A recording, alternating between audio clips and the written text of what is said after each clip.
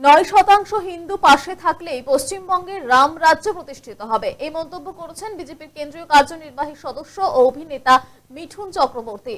রবিবার বারাসাতে রামনবমীর মিছিলের ফাঁকে এই মন্তব্য করেন মিঠুন চক্রবর্তী। এদিন হিন্দু জাগরণ মঞ্চের পক্ষ থেকে এক বিশাল পদযাত্রায় সামিল হন মিঠুন চক্রবর্তী। সঙ্গে ছিলেন কেন্দ্রীয় শিক্ষা প্রতিমন্ত্রী এবং বিজেপি সাংসদ সুকান্ত মজুমদার। বিকেল ৫টা থেকে এই র্যালি শুরু হয় বারাসাত ময়না চেকপোস্টের সামনে থেকে। মিছিল শেষ হয় বারাসাতের হেলা বটতলা মোড়ে। অন্যদিকে শুধু মিঠুন চক্রবর্তী নয়, এদিন সাংবাদিকদের মুখোমুখি হন সুকান্ত মজুমদারও। তিনি বলেন, যখন মহরমে তরোয়াল নিয়ে মানুষ বের হয় তখন তো ধর্ম নিরপেক্ষতার ছবি লেখা থাকে, আর হিন্দুদের রামনবমীতে তরোয়াল যদি নিয়ে বের করা হয় তাহলে সেটা সাম্প্রদায়িক প্রশ্ন তুলেছেন তিনি। কি বলেছেন তারা শোনাবো আপনাদের। এটাই বলবো যে সব সনাতনীরা একসাথে আমি ভগবানের কাছে প্রার্থনা করি যেন উনি সবাইকে আশীর্বাদ করেন। বলো, আপনি কয়েকদিন আগে বলেছেন 9% হিন্দু যদি পাশে থাকে, 9% হিন্দু যদি পাশে থাকে, 9% যদি হিন্দু পাশে থাকে তাহলে রাম রাজ্য প্রতিষ্ঠা হবেই। এইটা দেখে মনে হচ্ছে রাম রাজ্য প্রতিষ্ঠা হবেই। তরোয়াল নিয়ে বেরোয়, তখন কি ওটা সেকুলারিজমে চুপিয়ে রাখা থাকে নাকি? আমরা এটাই বুঝতে পারি না।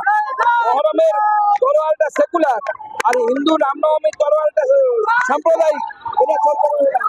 রামনবমীর সাথে রাজনীতির কোনো সম্পর্ক নেই, রামনবমীর সাথে ভোটের কোনো সম্পর্ক নেই, কিন্তু হিন্দুদের উপর ক্রমাগত যেভাবে অত্যাচার হচ্ছে, মুখ্যমন্ত্রী যে ধরনের বৈষম্যমূলক আচরণ করছে, রেড রোডে দাঁড়িয়ে বলছে যে এই সরকার মুসলমানদের সরকার, হিন্দুদের সরকার নয়, অতএব মানুষ স্বতঃস্ফূর্তভাবে জয় শ্রীরামের মন্ত্র আওড়াচ্ছে। এটা আগমনী সুর, রাম রাজ্য প্রতিষ্ঠা হওয়ার সুর। 26-এ রাম রাজ্য প্রতিষ্ঠা।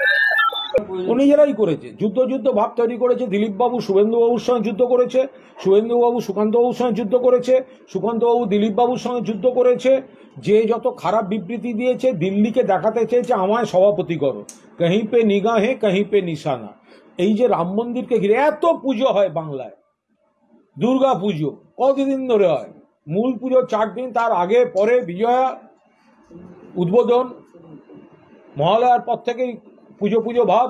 দুর্গা পুজো, লক্ষ্মী পুজো, কালী পুজো, সরস্বতী পুজো, জগদ্ধাত্রী পুজো, গণেশ পুজো, কার্তিক পুজো, মনসা পুজো, শীতলা পুজো, কত পুজো। কোথাও দেখেছেন যুদ্ধ ভাব? কেন হবে সেটা? এই রামনবমীকে ঘিরে বিজেপি একটা ধর্মীয় হিংসা প্ররোচনার নিজেরা ডায়লগবাজি করতে গিয়ে এগুলো তৈরি করে। বাংলার মানুষ এসব পছন্দ করেন না, প্রত্যাখ্যান করে।